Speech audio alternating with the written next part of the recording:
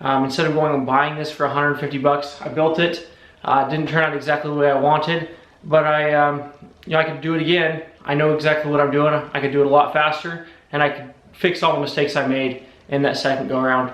But I guess that's really what this channel is all about. It's about going out there and trying, being thrifty, being frugal, and doing things that you wouldn't normally do.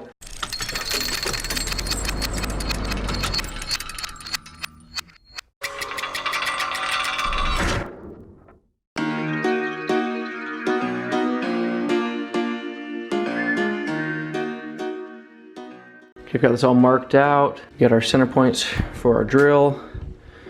And then I just used these to kind of dictate my sizing all the way around. No rhyme or reason really on the placement, just made sure I had enough meat in the wood in between that we wasn't gonna break out. So I'll cut off this sheet and I'll cut off that sheet, and we'll double them up and drill out these center points so they're all identical with the hole saw. And that'll help everything line up. And then I'll use the jigsaw to cut all of our angles in between.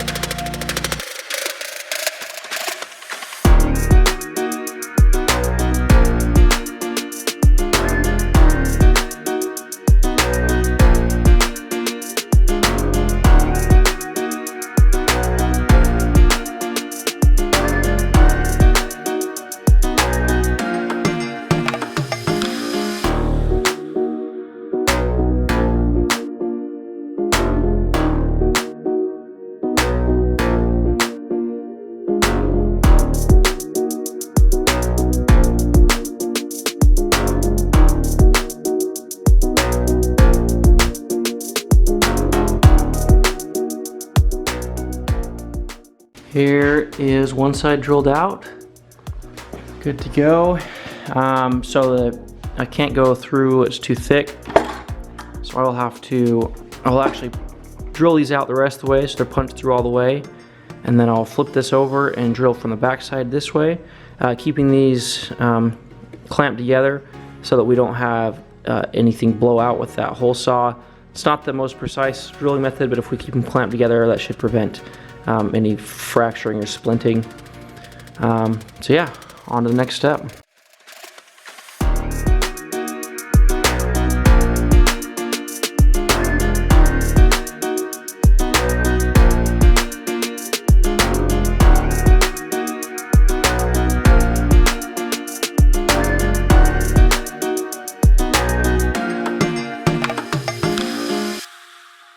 Okay, now I've taken the circular saw and cut these straight lines out just to get the bulk of material gone. I'll keep moving these clamps around. I'm just keeping 3 clamps on, moving them into different spots so I can access everything that I need to. I don't want to have to sand this, but I think I'm gonna have to come in here and sand this to get it smooth out. I don't really have a good sanding tool for that, so I'll have to figure something out. Okay, we're almost cut out here. At least rough cut on both sides. Before I cut this one off, I wanted to show you I really screwed this piece up when I was cutting the end off here with the circular saw. This bound up and it ripped this up. I think it's gonna be okay though, because these corners will kind of round over, and I think this one will round over right here, right close, and I'm gonna chamfer for these edges, which will help with that even more. So I think this will end up being okay. Okay, I think I'm ready to separate these two. I'm gonna cut around these edges as a template, and then I'll use this template on top of the other one to trim that out. Mostly I was concerned about getting these holes perfectly centered between the two pieces, because these pieces will dictate where the weights sit. I'm not as worried about these chamfers being perfect in regards to parallel and matching with one another. If they're a little bit off, it's not really going to matter, but as long as those weights sit level, that's going to be the key with this. So I think I'm ready to finally split this up. And if I have to put it back together, all my corners are flush, so it would be really easy to flush back out. Bet you've never seen one of these before. This is a Black & Decker. This thing is old, old. So I'll be using this to cut this out.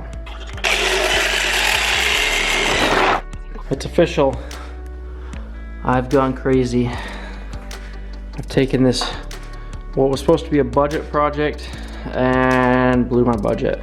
So I could find one of these, something similar, overbuilt, heavy duty, barbell rack on Amazon for 150 bucks. And I just went out and purchased this $250 unit, this oscillating edge belt spindle sander. This should do the job right. So I've just been looking at this, and my wife's weight set, it's got the rubberized coating on it, and I knew as it runs into here, you know, this is a pretty smooth edge, but it's gonna beat that up, and I really wanted something nice and smooth. I do plan on running a router through here and cleaning off these corners and edges, but I just couldn't let this project go as is, so I pitched out the extra money. Hopefully it's all worth it.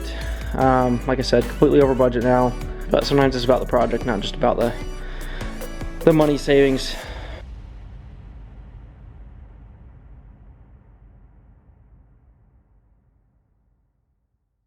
Well, I'm legit a little bit disappointed in this.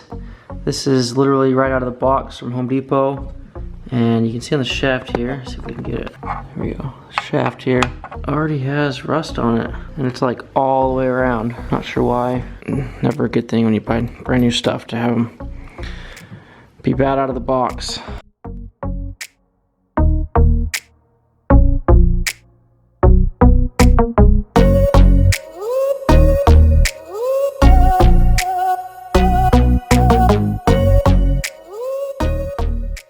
So on this side we've got little imperfections, not perfect.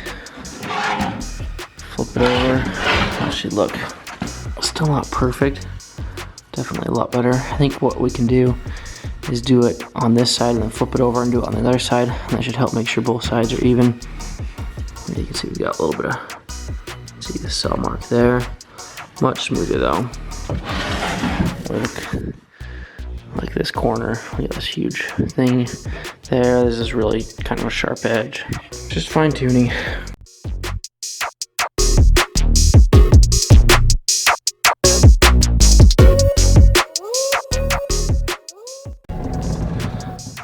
We got some buildup on here, and I think the reason for that is we've got two 3/4 inch pieces of plywood double stacked, and that's causing no room for this sawdust to excavate or evacuate. So it's getting caught in there and bound up on the disc there. So one way to fix that for chainsaws, you use a card file to release the metal shavings. This works pretty good on sandpaper as well.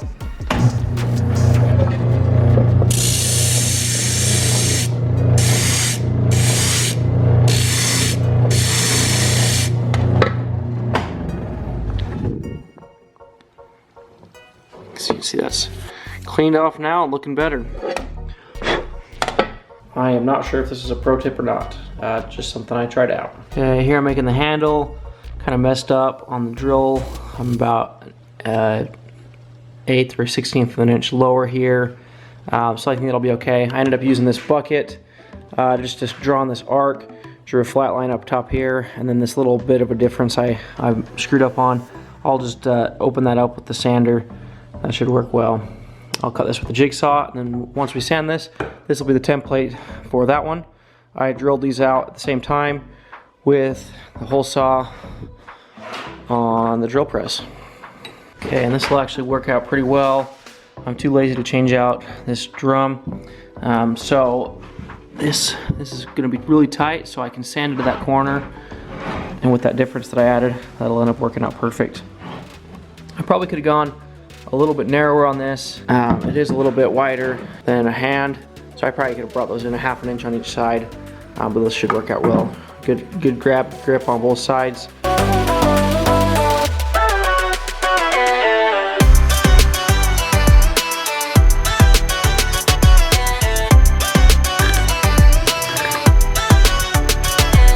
Okay, now we've got everything sanded and drilled out. We're going to move on to routing. This is just a really cheap, inexpensive router that I inherited. As with many of these tools, I'm just working with what I got here, and you know, they work. It does the job. Tool arsenal keeps growing, and the projects I'm capable of doing keep growing as well. You know, I used to do a lot of this stuff in high school wood shop, but I don't have the tools that I had then. Slowly, I'm getting there.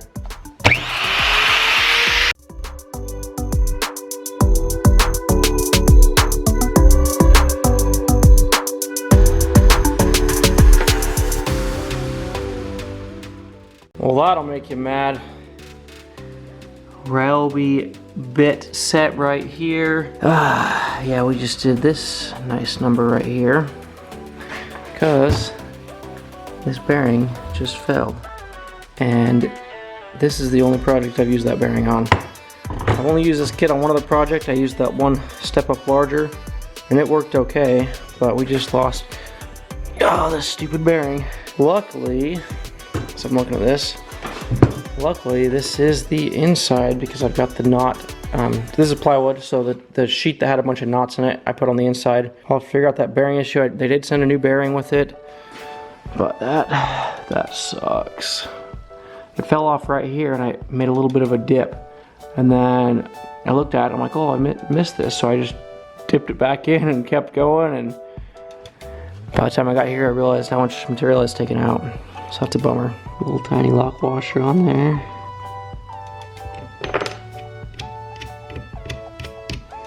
Yeah, that bearing spins great, let me tell you. I don't know how many RPMs this thing's freaking doing. That bearing could be a little bit improved. These bearings are all trash. That one's free rolling. That's the one I was using too. Well, I wouldn't say I'm a pro woodworker, but this is turning out pretty nice. Nice round edges everywhere. One thing I will say that I've kind of regretted, you can see here I've got this wooden pieces on the clamps. I should have been doing that the whole time. On the other side here you can see where I've got some marring. I do want to sand this. This is pretty rough. I mean, not horribly. I think I want to stain the whole thing. I think that'll look the best, it'll look cool. Kind of like this wall behind.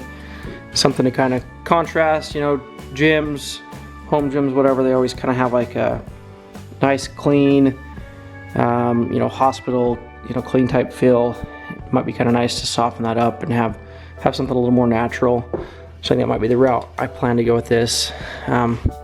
Nice big grab handle here, work out great.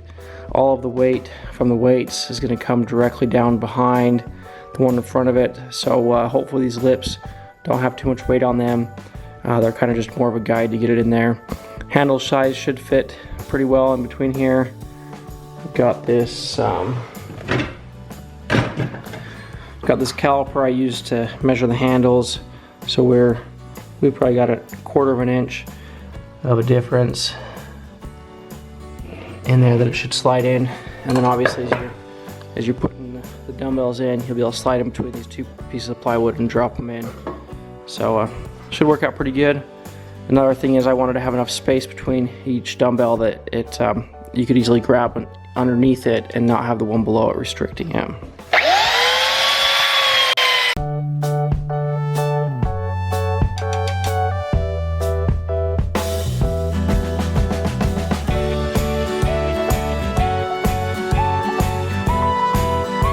You got everything stained up, ready to go. I'm gonna screw this piece in the middle on a 45-degree angle, kind of have a cool look from the side, looking in. Okay, let's put this puppy together using some 2-inch screws. Didn't even measure, I'm just eyeballing this. I've got these pre-drilled. These just happen to work out to 5-inch spacing.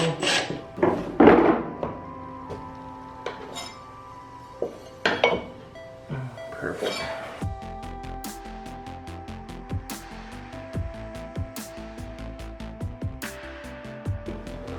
Boom. Boom. So, how do we get this perfectly lined up? Let's get this cleaned off.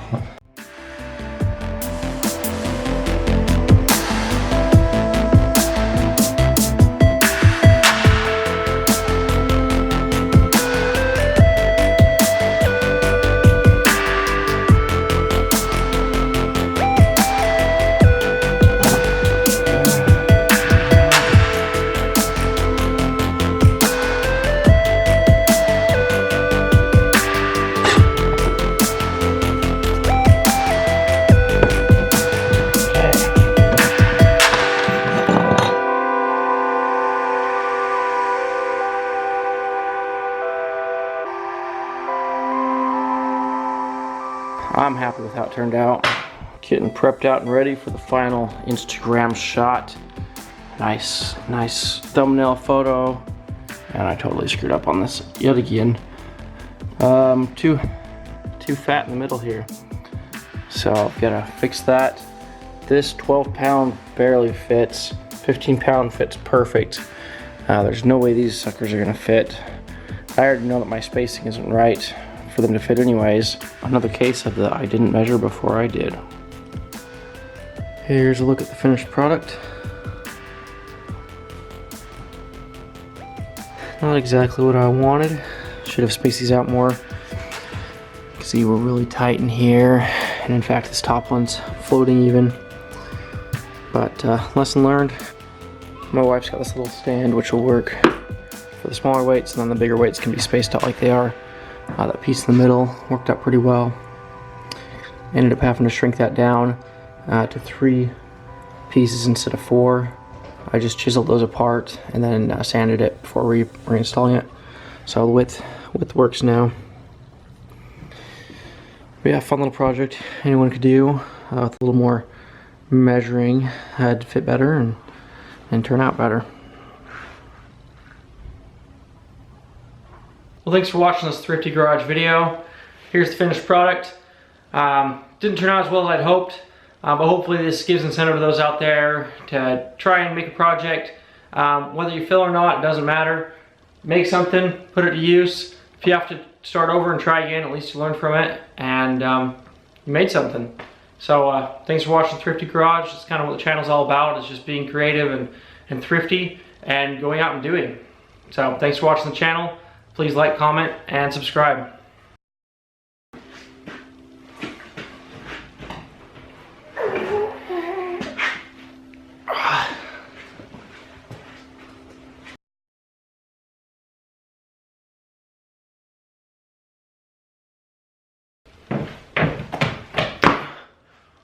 We'll see you around.